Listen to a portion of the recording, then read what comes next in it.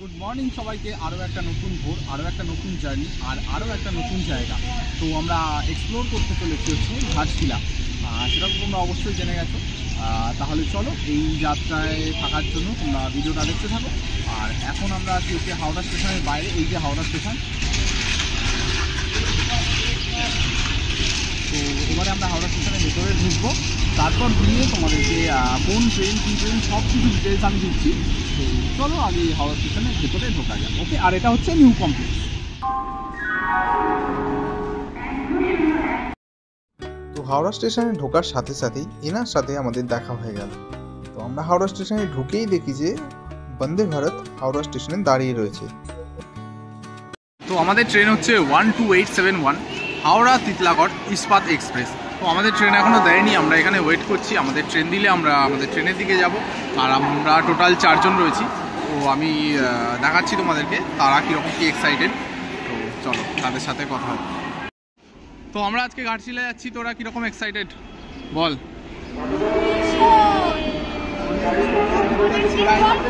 দারুণ এক্সাইটেড হচ্ছে, এত সকাল সকাল অনেকদিন পর ভালো লাগছে।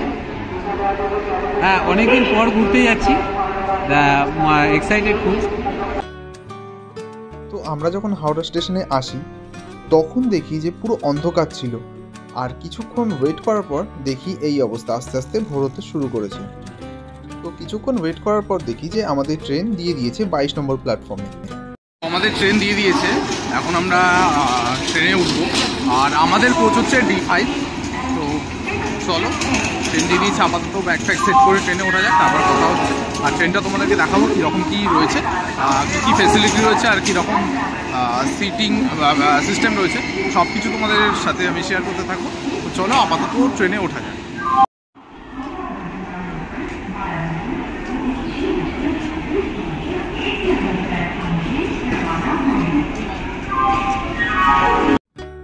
তো আমাদের ট্রেন ছাড়ার 20 মিনিট আগে দেখি প্ল্যাটফর্মে ট্রেন ঢুকছে।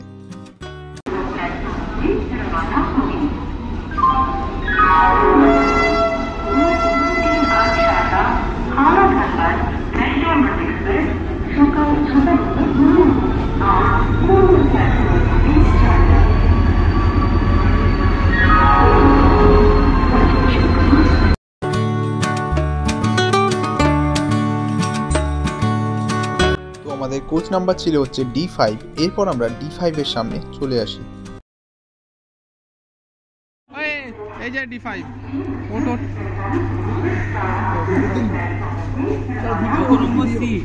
55, 56, 57, 58।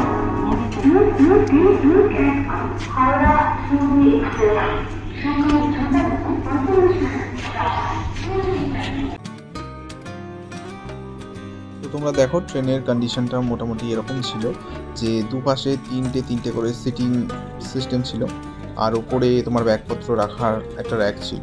তো মোটামুটি বেশ ভালোই ছিল, কোচটা মোটামুটি পরিষ্কার পরিচ্ছন্নই ছিল, খুব একটা খারাপ ছিল না। আর আমাদের সিটগুলো বেশ ভালোই পড়েছিল, সামনে একটা টেবিলও কিন্তু ছিল আমাদের সিটের, এই দেখো। আর এনাকে দেখো কোনো কাজকর্ম না করে ফার্স্টেই গিয়ে বসে পড়েছে আর হাই করছে এদিকে। তো যত কাজকর্ম আমাদের ছেলেদেরকেই করতে হবে, যত ব্যাগপত্র তোলা থেকে যাই হোক আমরা ব্যাগপত্র বেশ সুন্দরভাবে সেট করে নিয়েছিলাম। যেহেতু 2 দিনের ট্রিপ, তাই জন্য খুব একটা জামা কাপড় ক্যারি আমরা করিনি।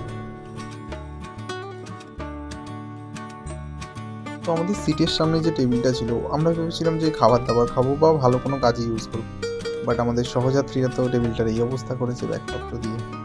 চলো এবার তোমাদেরকে বাথরুমের কন্ডিশনটা একটু দেখিয়ে।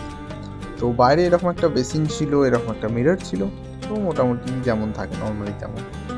আর এই বাথরুমগুলো তোমাদেরকে দেখাতে পারলাম না, কারণ এইগুলো বন্ধ ছিল, তাই আমাকে পরের কোচে যেতে হয়েছে। চলো পরের কোচেরটাই দেখাই।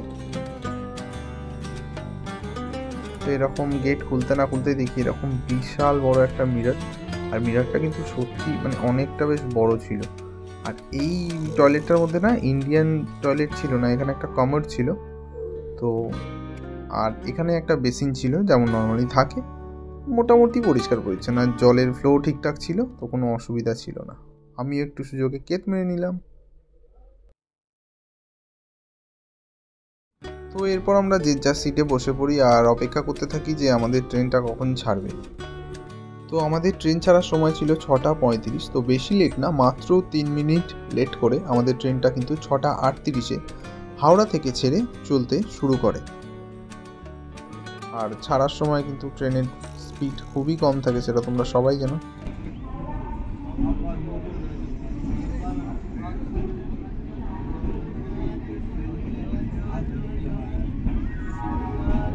তো ট্রেন ছাড়ার সাথে সাথে আমি আবার উঠে গেটের সামনে যাই ভিডিও করার জন্য। আমি আবার বেশিক্ষণ বসে থাকতে পারি না, মানে যেখানেই যাই আমি এদিক ওদিক করতেই থাকি। তো আমার বেশ ভালো লাগছিল গেটের সামনে দাঁড়িয়ে থাকতে।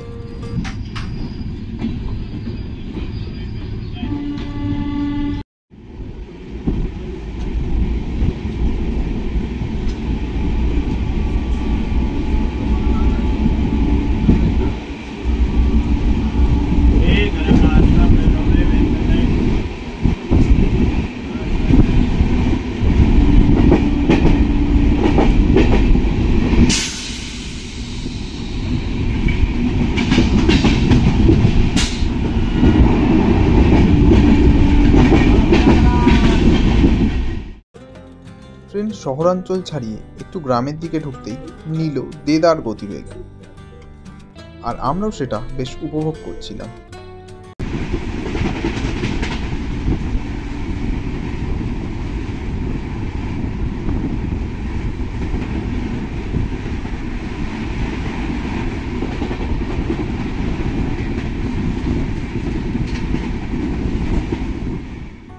এরপর যাত্রাপথে দেখে নিলাম কোলাঘাট ব্রিজ।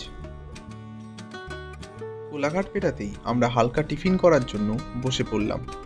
আমরা বাড়ি থেকে পাউরুটি ও বিস্কুট এনেছিলাম, তো সেগুলো দিয়েই আমরা টিফিনটা সেরে নিলাম, কারণ অনেক ভোরে বেরিয়েছি আর খিদেও পেয়েছে।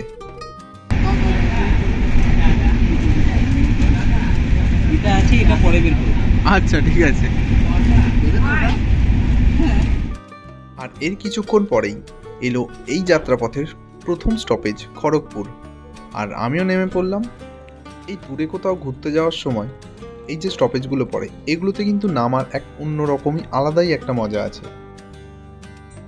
এরপর ট্রেন খড়গপুর ছেড়ে চলল পরবর্তী গন্তব্য ঝাড়গ্রামের দিকে, আর আমরাও শালের জঙ্গল দেখতে দেখতে এগিয়ে চললাম সেই দিকেই। আর এরপর দেখতে দেখতেই চলে এলো ঝাড়গ্রাম। পুরনো অনেক স্মৃতি মনে পড়ে গেল, কারণ আগের বছরেই আমরা এই ঝাড়গ্রাম ও বেলপাহাড়ি ঘুরে গিয়েছি। আর নিজেদের মধ্যে এই স্মৃতিচারণ করতে করতে এগিয়ে চললাম পরবর্তী গন্তব্য চাকুলিয়ার উদ্দেশ্যে।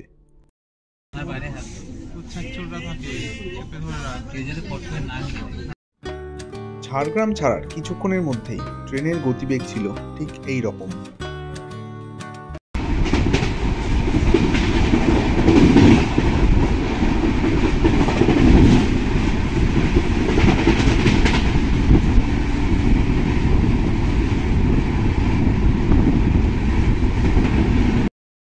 চলো এবারে এই ট্রেনের ভাড়া সম্বন্ধে একটু তোমাদেরকে বলে দিই।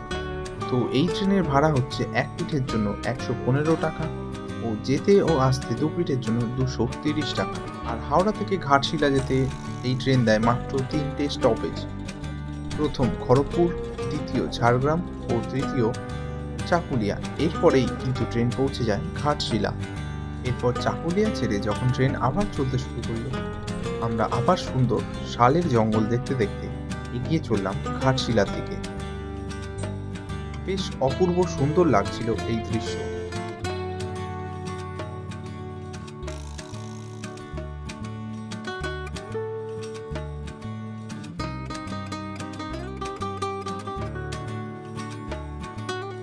এরপর ট্রেন যখন ঘাটশিলা ঢোকার মুখে, তখন আমাদেরও ব্যাগপত্র নামানোর তাড়াহুড়ো শুরু হয়ে গিয়েছিল।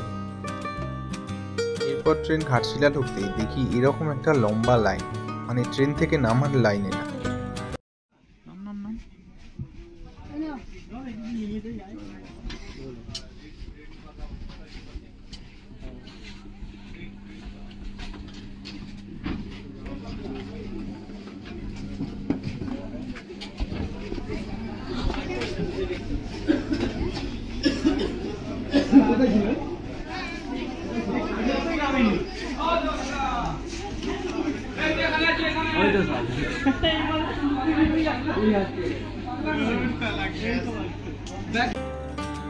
এরপর আমরা যথাসময়ে ঘাটশিলা পৌঁছে যাই।